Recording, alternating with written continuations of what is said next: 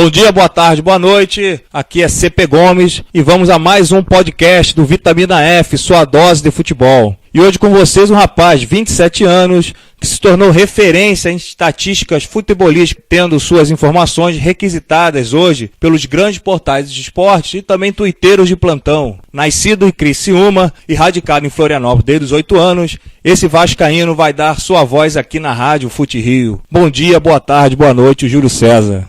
Boa noite, é um prazer falar com vocês. E estamos aí para trocar uma ideia sobre futebol, sobre estatística, sobre internet, sobre o que for. E de onde veio a ideia do Fute Dados, né? Você é a grande mente criadora, ou teve ajudas, isso nasceu de uma curiosidade, de um gosto pessoal relacionado às estatísticas? Eu sempre gostei de estatística e de número, e eu sempre acompanhei, além do futebol daqui, eu acompanhava o futebol internacional e a NBA também, e na cobertura desses esportes eu sempre notei que a transmissão era muito rica com dados, a todo momento, dados sobre os dois times que estão se enfrentando, sobre a campanha recente, retrospecto histórico entre os dois, e eu sempre tive interesse nisso. A princípio, eu nunca havia passado pela minha cabeça ter um website sobre isso. De certa forma, começou aos poucos.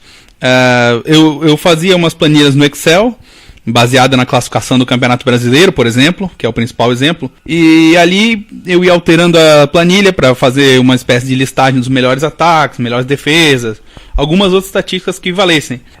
Com o Twitter, que foi o grande vetor para expandir essas informações, eu comecei a compartilhar algumas delas, algumas tabelas que eu fazia, nos temas específicos, e aos poucos o pessoal que eu conhecia, outros que eu não conhecia foram retweetando, foram compartilhando e foram gostando do conteúdo. Para virar um website mesmo, que antes eram apenas umas fotos, uns JPEG postados na timeline, para virar site eu tive a ajuda de 2 amigos meus que trabalham com web, com design, e eles me deram a dica de fazer um website com uma interface mais amigável, mais apresentável, com um banco de dados organizado, e foi aí que acabou virando o FuteDados, virando um site. E quando que veio essa ideia? Quando nasceu a criança, né? O site nasceu em 8 de junho do ano passado, tá para fazer um ano, e foi quando esses amigos meus vieram dar essa dica de transportar os dados que eu tinha, de certa forma, desorganizados e avulsos, em colocar isso num website com gráfico interativo, com banco de dados, coisa que eu pudesse, caso eu quisesse postar regularmente, que eu tivesse um controle do arquivo, que eu não tivesse que fazer de novo. E foi em junho do ano passado, aí virou um website, e dali em diante ele foi tendo mais acesso, compartilhamento e tal, e hoje ele está aí. E além de estatística, você também tem um outro gosto, né? Você também tem postagens de jogadores de futebol dos anos 80, dos anos 90, né? É meio por essa linhagem também de curiosidade, porque a sua faixa etária é de 27 anos, muitos desses jogadores você não acompanhou, né? Mas você também pesquisa sobre esses velhos craques ou jogadores curiosos, né? Eu andei dando uma olhada antes de vir aqui conversar com você e vi bastante jogadores até assim, folclóricos, né, do nosso futebol. Sim, essa ideia, que é basicamente como se fosse um álbum de figurinha, essa ideia já é mais do lado da diversão, assim, e de memória afetiva. Começou com papo na internet, assim, de alguém viu um Tumblr de futebol inglês que era só de jogadores folclóricos e, de certa forma, assim, nem todos tão relevantes pro futebol. E é uma coisa muito mais ligada à memória afetiva. Daí, brincando no papo, alguém deu a ideia, imagina se tivesse um disso do futebol brasileiro da década de 90, porque a década de 90, eu sou de 85, a década de 90 ela tá muito ainda guardada na memória afetiva de cada um, principalmente do pessoal da minha faixa etária. Mas também porque tem aquela coisa de memória afetiva, tudo que passou fica melhor com o tempo, né? Também o futebol era mais barato, era mais popular, assim, você não precisava gastar os olhos da cara para ir num jogo. E aí eu fui, mais um conhecido meu da internet também gostou, entrou na ideia, ele também posta, e a gente foi pedindo sugestão pro pessoal na internet, aí ficou até fácil produzir conteúdo, porque sempre tem aquele cara que, eu lembro de um cara do Bragantino de 90, sempre tem alguém pra resgatar um jogador folclórico que não é aquele cara que tá na memória de todo mundo, porque não é, muitas vezes não é necessariamente, não foi um craque ou coisa assim, mas era um cara que tinha um cabelo engraçado, um cara que protagonizou um lance bizarro, o Charles Guerreiro, que não fazia gol. Sempre tinha alguma coisa assim, né? Vamos ser injustos que o Charles Guerreiro fez um gol pelo Vasco, pô. E na estreia. Fez até 2 depois, né? Mas durante algum tempo foi o folclore dele, né? Não fazia gol. Daí, dentro dos folclóricos também tinha o Nelson do Vasco, aquele que deu a patolada no companheiro lá. Tupanzinho. Daí jogadores que o cara lembra porque era baixinho. O Juca Baleia. Um goleiro que definitivamente ele não tinha o manequim padrão de jogador de futebol, tudo coisa assim da memória afetiva mesmo, é mais diversão do que propriamente história. Daí, pra postagem não ficar totalmente vazia, né, a gente vai atrás da história do jogador, dos títulos, dos clubes, mas nessa ideia essas informações são mais complementares, o principal é lembrar de alguém que está perdido na memória. Com certeza, eu até achei curioso, por exemplo, um Zico estava lá, tudo apenas o Zico, né? Eu acho que é coisa que não precisa, informações que não precisam mais ser levadas. Como também teve jogador folclórico lá, eu estava olhando ontem à noite também, agora me fugiu a memória, por exemplo, vou botar aí, Jacozinho, apenas o Jacozinho, né? Então, coisa assim. E como é que é a reação pessoal, assim, né? Você como vem aqui, traz uma ideia, pô, vou criar o Futidades, né? Vou ali levar informação pro pessoal, de repente, como você me falou, assim, uma coisa íntima sua, que você sempre gostou, e você foi levando ali, e como você falou, em menos de um ano, o Futidades tornou-se assim, uma febre, não uma febre, né, mas uma referência, né, como eu botei ali na sua apresentação, se a gente passar meia hora ali no Twitter, você vai ver pelo menos 2, 3 ou 4 retweetadas de pessoas assim, peguei essa informação no Futidades, não vai ser o meu amigo ou seu amigo, são pessoas renomadas dentro do futebol, dentro do jornalismo esportivo, né? Como é que é essa sensação sua, assim, como foi a sensação do primeiro retweet, assim, ou da primeira fonte dada como Futidades? Isso, assim como o site, ele foi acontecendo aos poucos, né? Mas também foi bastante... O Twitter foi muito importante para que isso acontecesse. Os primeiros passos no sentido de ter conteúdo publicado foram que eu sigo no Twitter o jornalista da ESPN, Mauro César Pereira, que ele também gosta, ele tem um interesse bastante especial por números. E na época, ele começou a me seguir, eu botava esses números e ele tinha uma coluna no jornal. Ele tinha uma coluna que nessa coluna semanal, volta e meia, ele botava alguma coisa. Aí ele trocava uma ideia comigo, ele sempre, corretíssimo, sempre avisou, sempre pediu e tal, trocava uma ideia. E foram as primeiras publicações principalmente em mídia impressa e tal, foram aí. Outra coisa que ajudou também, por exemplo, o programa deles, o Bate-Bola, ao meio-dia. Eu tô no computador, tô direto ali, daí vem um papo, e no meio do assunto deles eles trazem alguma coisa que eu tenho um número comigo. Por exemplo, um recorrente. O Deco vai desfalcar o Fluminense de novo. É um assunto que está sempre assim, o Deco está sempre desfalcando. E eu tenho comigo os números do Deco. Daí eles estão falando ali ao vivo, daí, eu tenho aqui, eu mando um link para eles. Daí ele vai lá no meio do programa da transmissão, ele vai lá e cita, tá aqui os números do Deco, o Deco ficou fora 100 vezes, etc. E esse tipo de divulgação desses veículos grandes, com certeza ele é muito legal e ele é decisivo para a expansão do site, né? As maiores audiências que eu tive, os dias de maior audiência, foram dias que teve com o conteúdo compartilhado em programa de TV ou em blogs de muitos acessos. E hoje você tem uma média mensal de visualizações? Durante boa parte do ano passado, no começo, claro, ninguém conhece, né? Daí, nos primeiros meses teve 3 mil, nos primeiros 2, 3. Daí, começou em junho, né? Ali, agosto, setembro, começou a estabilizar perto de 7. Pro final do ano, estava entre 8 e 10 mil por mês. Esse ano, o site tá ali começou perto dos 12, 13. Nos últimos meses tem sido 15 mil acessos por mês. E uma coisa que tem ajudado bastante é que, depois de um tempo, como essas informações são divulgadas na internet, muitas pessoas chegam ao meu site. Antes, basicamente, elas chegavam ao site por link, né? Elas tinham que ter uma matéria e clicavam nela. Hoje, como tem bastante dado já difundido, já tem bastante gente que está chegando ao site procurando de forma orgânica. O cara vai no Google e procura gols do Messi, lista dos gols do Messi. Hoje o Futidades está ali entre as primeiras referências. E assim com outros links. Então isso ajuda a aumentar o acesso de forma orgânica, sem que eu tenha que ficar toda hora publicando uma coisa nova ou anunciando post e tal. Isso sim, isso é bastante legal, que de certa forma em alguns assuntos vai virando uma referência fixa. Um banco de dados. Eu conversando com você, eu vejo a sua satisfação em estar falando, né, sobre o FutDados, ou até sobre a outra postagem sobre jogadores. É bacana isso, né? Você interagir com a pessoa diretamente, ver a alegria e a satisfação dela, pegando uma ideia, de repente uma sacação para estar ali, para um hobby, né, para um passatempo, e vendo isso tudo virando uma grande realidade, né? Hoje você conta com algum outro parceiro? Você já tem algum apoio dentro do site? Ou ainda não está buscando isso? Não é o seu objetivo?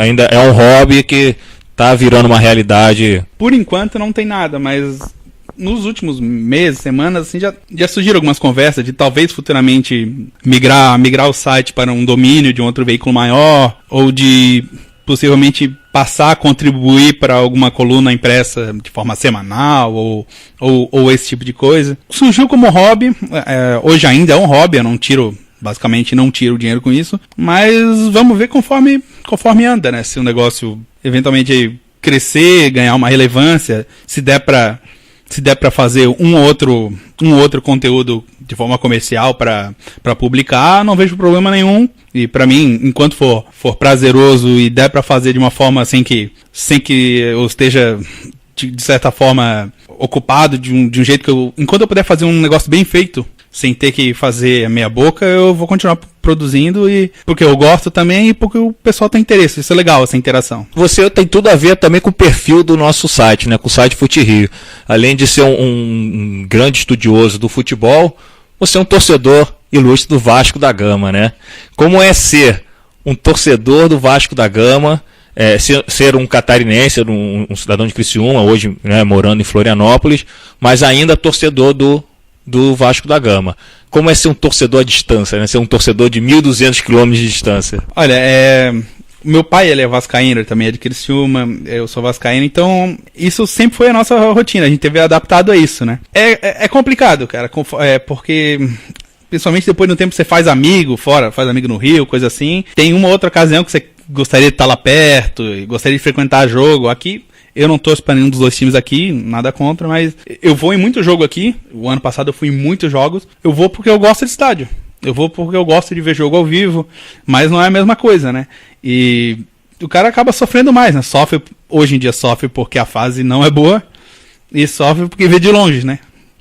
É isso que eu ia te perguntar, né? A fase do Vasco não é das melhores, né? Eu estive até acompanhando aqui o amistoso Figueirense e Vasco, né? Apesar de eu sair esperançoso, até escrevi na minha coluna, eu saí esperançoso que o Vasco pelo menos se mostrou ali com disposição, um time aguerrido, e infelizmente nessas 3 primeiras rodadas do Brasileiro não foi o que, né?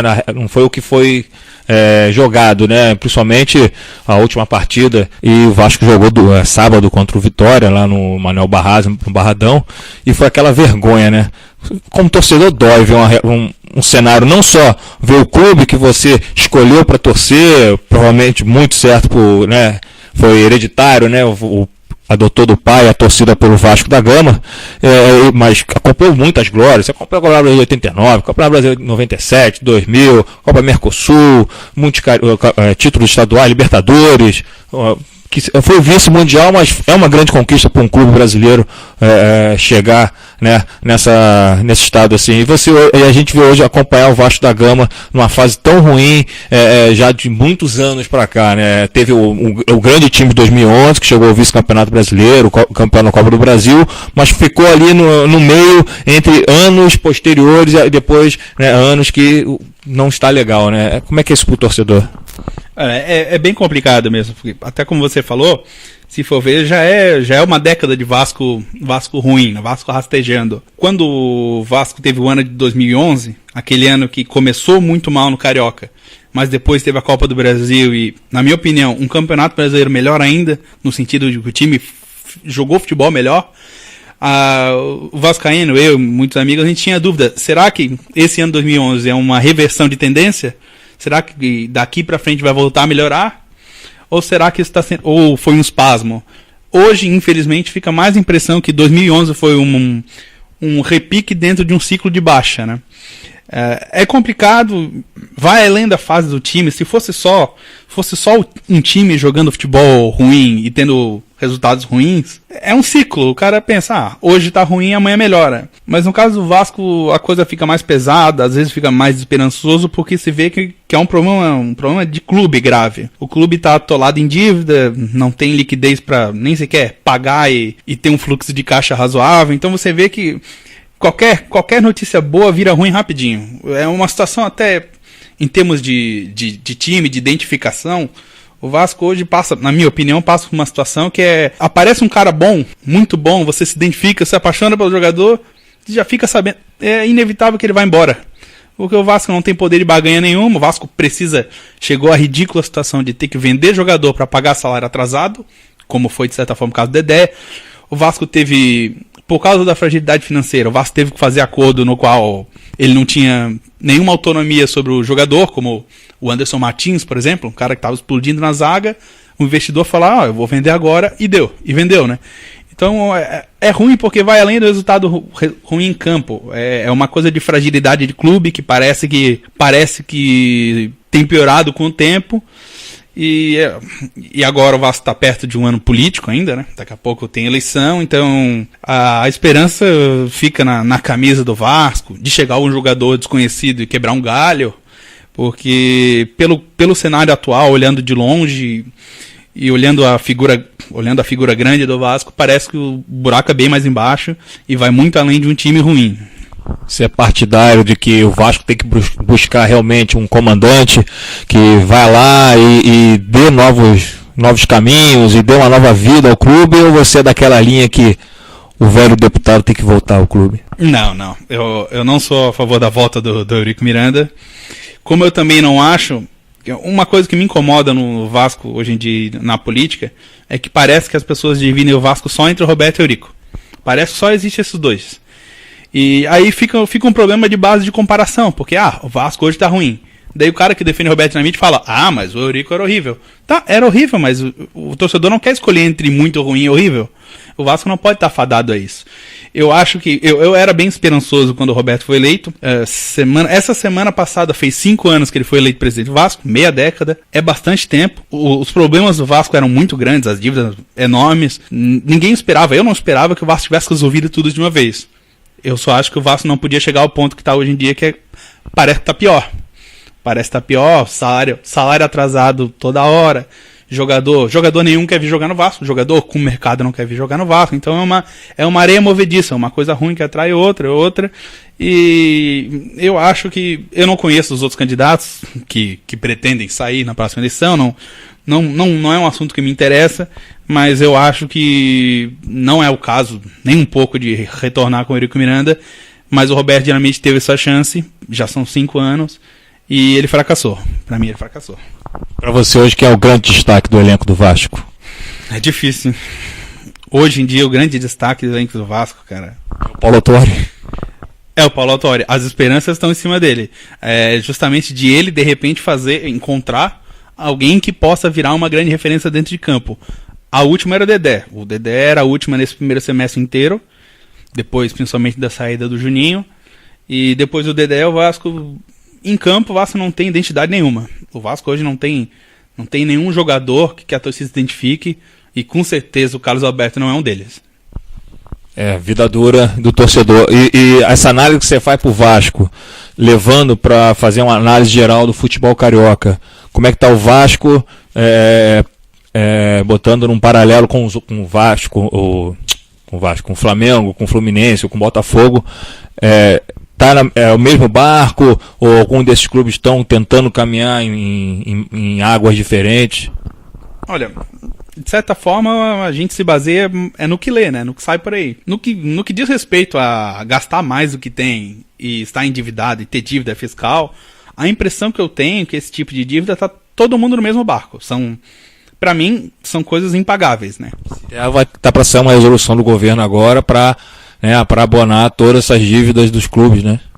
Exatamente, né? É um caminho que volta e meia aparece porque, falando sério, se sabe que é impagável. Se tiver...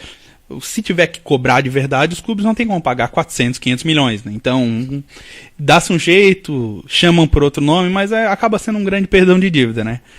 E eu acho que a situação do Vasco, ela, em relação aos outros, ela financeiramente ele tem dívidas que basicamente estão no mesmo patamar que os outros, só que o Vasco se deixou chegar a um ponto que ele está sendo, o que não acontece com a mesma força com os outros, que o Vasco chegou ao ponto que ele está sendo executado. Não tem mais acordo. O Vasco antes sempre tentava fazer um acordo com Receita e com Fazenda. Agora eu acho que de tantas vezes que o Vasco tentou parcelar e de tantas vezes que o Vasco parou de pagar, o credor parou de dar moleza. E o Vasco chegou nesse ponto que o Vasco não tem fluxo de caixa nenhum. O dinheiro da venda do Dedé, dizem, né? O dinheiro da venda do Dedé teve que cair e na mesma hora eles tiveram que pagar tudo que tinham devendo, senão pingou na conta penhora ali e o dinheiro evapora, né? E além disso, além desse cenário, o Vasco fez os negócios que definitivamente não deram retorno. E o caso dele que mais me chama a atenção, mais que me irritou na época, é o caso do Diego Souza, porque o Vasco perdeu o jogador voltou para um rival nacional, voltou para o Cruzeiro, tomou calote, o Vasco ainda não viu esse dinheiro do Al Ittihad, então o Vasco perdeu tecnicamente, perdeu uma identificação, não viu a cor do dinheiro, foi um negócio horroroso, e o Vasco brigava por liderança, talvez não fosse brigar para ser campeão do ano passado, uma hora ia cair de rendimento, mas de uma hora para outra o Vasco saiu de um time que brigava em cima para um time que ficou totalmente mediano, né? Isso no ano passado era mediano. Aí, o final do ano passado, mais gente saiu, basicamente todo mundo que tinha mercado, dinheiro, salário atrasado, etc. E agora, dói por duas coisas. Dói por ter um Vasco muito fraco e dói por ver esses caras brilhando em outro time.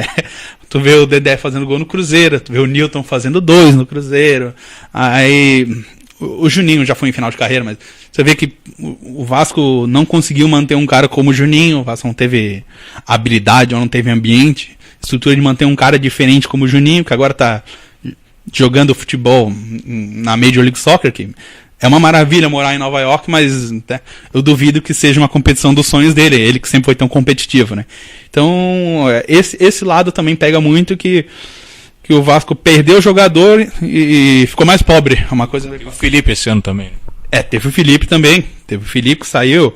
O Alexandro, que era muito contestado também. O Felipe é outro exemplo de jogador que era muito identificado, apesar de ser uma figura polêmica, etc. Mas o Vasco foi um moinho de ídolos recentemente.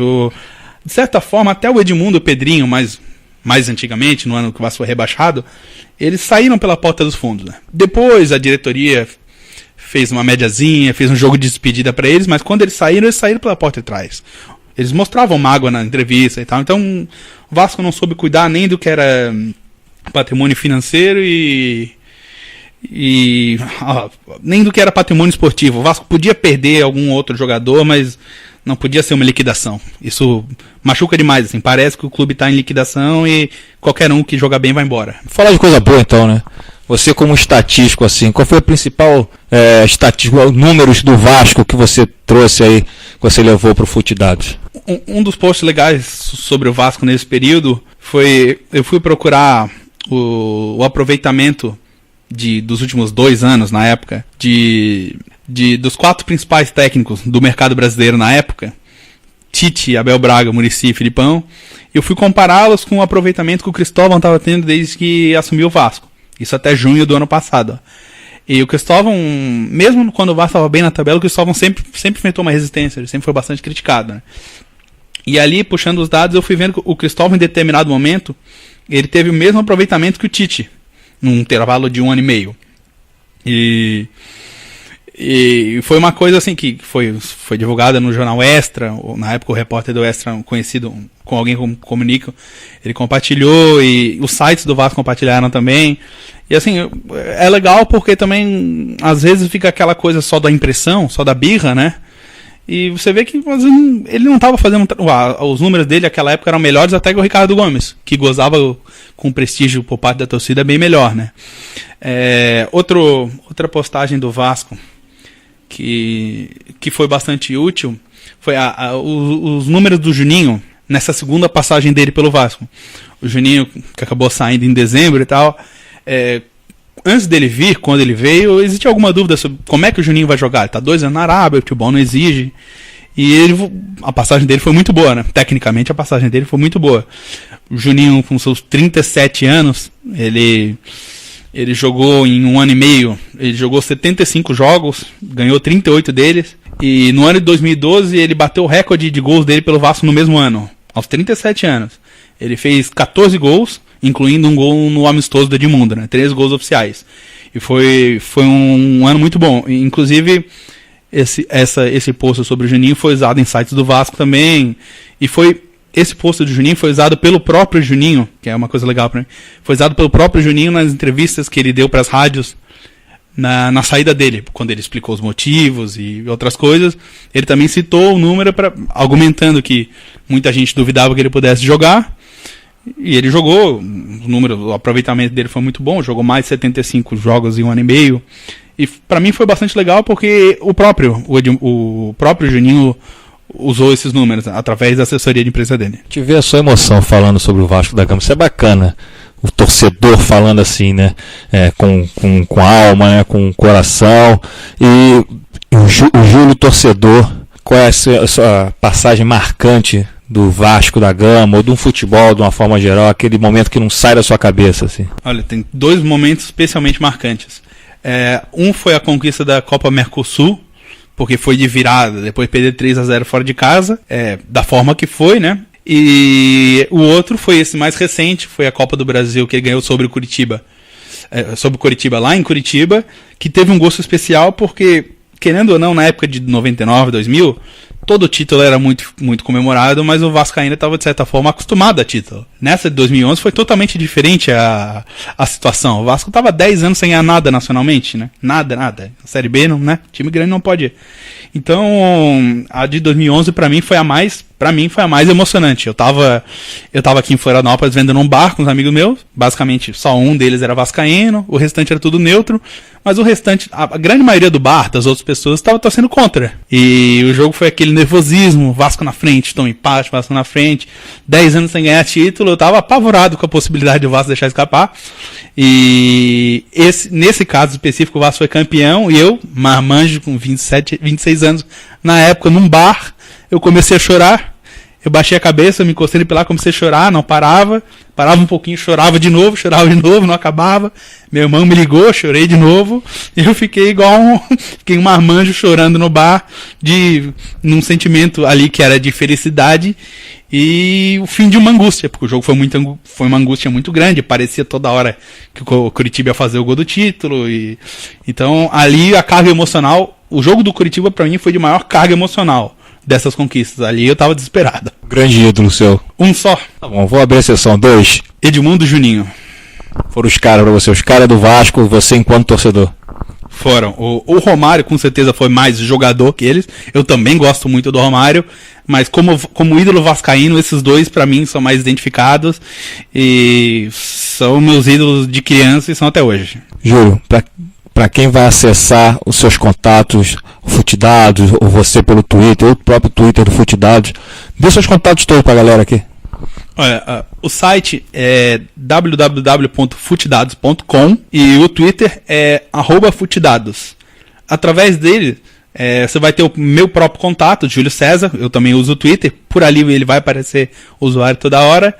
E também tem no Facebook, que é o facebook.com/futedados, da mesma forma que é escrito o site. Então é isso, Júlio. Foi uma honra, uma satisfação a gente ver esse pessoal que gosta de futebol e fazer pelo futebol, no seu caso, bastidores, né, mas que traz pra gente um grande conteúdo, né, complementa as nossas informações, não só em transmissões, como em programas ou ali numa postagem, no relato, numa reportagem. A gente precisa de uma informação e é bacana a gente ter um canal de informação como esse, não só você, mas o Placar Real hoje em dia também vem ajudando muita gente. É bacana demais, cara. Muito obrigado por esse serviço que você traz pra gente, né? Pra nós que trabalhamos com futebol. E espero que, quem sabe, um dia você tá aí também, né? Ali a gente pegar ali, vai abrir o jornal, que seja aqui o nosso grande diário catarinense, ou a coluna do Júlio César sobre as informações ali, a estatística ali do clássico local aqui, do Figueirense do Avaí, ou de qualquer outro clube brasileiro ou internacional aí. Temos Copa das Confederações pela frente, tem Copa do Mundo por aí também ano que vem. Quem sabe a gente não vai ter a alegria de ver o Júlio, não só o Júlio do Twitter, o Futidade do Twitter, mas o Futidade como uma fonte concreta de informações em algum grande portal ou publicação impressa, né? Muito obrigado. Quem sabe, né? Eu continuo, eu sou apaixonado por futebol, isso pra mim tem uma parte muito, muito grande de paixão mesmo. Desde criança, desde muito novo, eu li a revista Placar antiga, então pra mim é uma coisa que, de certa forma, faz parte do meu dia a dia. Eu acordo e vou dormir pensando futebol, falando futebol, e é muito prazeroso e é muito interessante pra mim. Até estudar futebol é muito interessante, me dá bastante satisfação, e agradeço muito a todo mundo que apoia, todo mundo que divulga o trabalho, que usa como referência. Também é muito bom saber que há utilidade, que o pessoal dá uma relevância legal e respeita o veículo. É um carinho muito bom. Faltou o outro, né? Como é que você chama? É o Tumblr? O outro site, que é o que resgata ícones do futebol da década de 90. Ele se chama Futebol Brasileiro 90 em algarismo, .tumblr.com. Ali vai ter postagem, vai ter a lista de postagem de todos os jogadores, ou se quiser também tem um botão para ver jogadores aleatórios. Você vai clicando ali no random e vai aparecendo jogador aleatório, se não quiser procurar. Mas ali é muito mais diversão, mas também é legal, mas é pura diversão ali. Então o podcast Vitamina F ficou aqui com o Júlio César do site Futidados. Aguardamos vocês aí numa próxima oportunidade, no próximo podcast. Bom dia, boa tarde, boa noite e até a próxima.